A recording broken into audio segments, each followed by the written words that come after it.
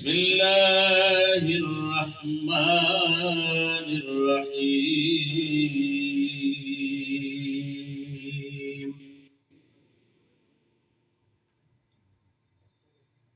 ألم تر كيف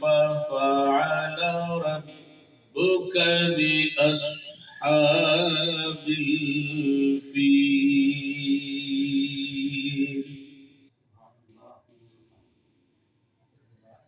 ألم يجعل كيدهم في تضليل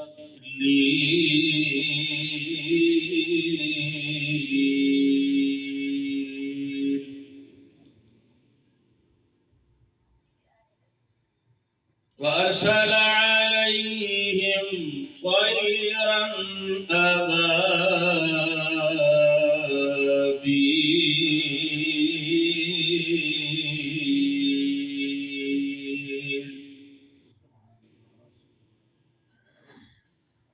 ترميهم بحجارة من سجيل فجعلهم